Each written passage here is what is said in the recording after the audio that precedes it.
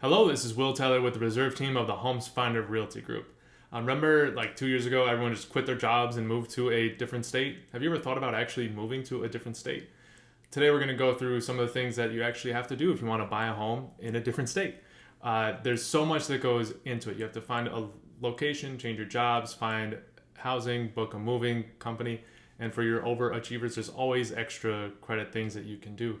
My wife and I had moved from upstate New York to Bluffton, South Carolina in 2021. So we're going to share a few of the helpful hints that we had found. But before we get to those, hit like and subscribe down below to keep the Lowcountry content coming.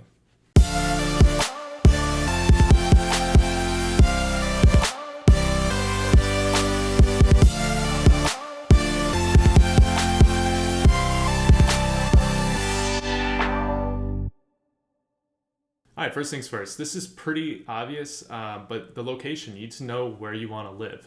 It's pretty easy to jump on a website and look at all these different homes and all these different places throughout the country and say, I could live there. But if you've never been, it's hard to actually know what the neighborhood is like. If you get to choose where you're going, places that you've actually been before are a great place to start. You don't want to buy somewhere that's unfamiliar and kind of be stuck with somewhere that wasn't really the vision that you were looking for.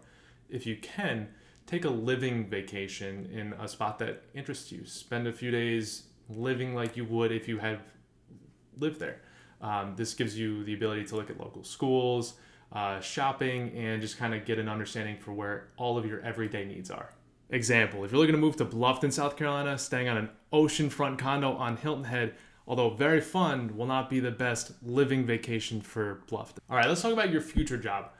Obviously, this is huge. If you can keep your current job, like you work remote, that's the best case. It's important to have a job when you move. You'll need it for mortgage applications, maintenance of insurance, things like that. It's just easiest to have that before you try to buy a home. And then additionally, if you are changing jobs, try to build in time between your stopping of your current job and your starting of your new job. Say they offer you a start date of X, see if you can get X plus 2 weeks. This will give you plenty of time to move in, get acclimated to the new area, and there's going to be things that come up that you can only do during business hours, like go to the DMV, where having that extra time is going to be extremely valuable. Side note, one of the biggest pieces of a mortgage application is having continuous employment. If you plan on changing jobs, make sure that your mortgage broker and your realtor know as soon as possible. If you're working in the same industry, same type of employment, it's probably not going to be a problem. But if you plan to change industries or figure this is time to start a new business, that could really kill the deal really quickly. All right, so let's talk about your current job. On top of finding employment, you also have to find a way to get out of your current job. Some jobs, you just have to put in your 2 weeks. Other jobs, you might need to put in a 30-day notice. They might not let you take any PTO during that time. Everything is a little bit different. You need to know all of the intricacies of your job so you can leave. This is also where you can find some of that time to move. If your employer only requires 2 weeks or 30 days, make sure you have all of your dates mapped out. Up next, everyone's favorite topic, housing. There's two sides to this. Number one, you have to find out what to do with your current living situation. And side number two is you need to figure out where you're going to go. I would start with a trusted realtor in your area. They can help you understand the current market conditions and maybe give you a strategy to sell your home, or maybe you keep it and rent it. This is also a great time to bring a mortgage broker into the conversation. Say that you do decide to rent. How will this impact your financials once you move? Side note, I know this is a seller's market. However, that doesn't mean that there's no opportunity to move out of state. You could apply the same process to a rental, or if you're choosing to wait until the market shifts back to a buyer's market. Additionally, the agent in your area can put you in contact with an agent in the area that you're looking to move to. They can provide then market insights, provide a list of homes that meet your criteria, and they can even start to show you homes either virtually or in person. Side note, a lot of agents won't show property either virtually or in person to anyone that doesn't have a signed agency agreement. Make sure that you fully understand what the agreement is before you sign and that you trust them. And don't work with multiple realtors in the same area. This just creates a problem for everybody. Now that you have your strategy for your next home and your next job, it comes time to actually move everything. My personal recommendation, sell as much as you can. This can help offset moving expenses and make moving easier. All right, side note here, sell everything. Will your old rugs look good on your brand new light gray floors? No. Will that dark walnut hutch look good against this brand new white crown molding? No. And will your office chair from college ever really look good?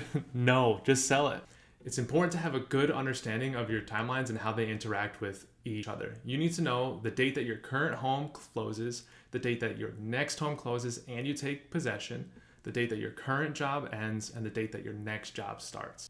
With all these dates mapped out, now you just have to find a moving company. There's a few different ways you can do this. You can have someone come, pick up all your stuff, put it in the truck, move it, or you can do what we did. We used the U-Haul U-Boxes. It's basically the same thing as a pod. It's great. You got to fill them up. They got delivered and they only take a couple hours to unload.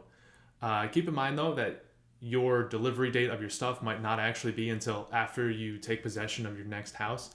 So just factor that in with what you want to bring in your car as you drive to your next home. Side note, now this is really, really important. Once you're under contract and you've started to apply for a mortgage, you can't use a lot of your credit and you can't make huge cash purchases. Moving expenses can be in the thousands of dollars, so you need to make sure that you have enough money set aside to cover this and that it won't impact your mortgage application. And while we're on the topic, no new cars and no new boats. All right, if you find yourself with extra time, because I know you'll have it, here's the extra credit at the end. Get your kids registered for school, find your doctors, dentists, vets. You would be so surprised at how long it can take to get an appointment, 3, 6, 9 months. Schedule a deep clean of your house before you move in. It will make all of the difference. Read your HOA bylaws. If there's something that you want to do to the outside of your house, maybe you can get a head start on that before you move in. Last but not least, join local Facebook groups. There will be a group for everything. Clubs, your community, where to eat, things to do. They're a great way to get connected with the community. Alrighty, so that's it. Moving out of state is a lofty task. I try to do my best to cover at a high level everything that goes into it. And if you're considering moving to Bluffton or the Hilton Head area of South Carolina, I can help. My team website is linked in the description below, along with my contact information. And of course, this is YouTube, so do not forget to hit like and subscribe to keep the Low Country content coming. Thank you.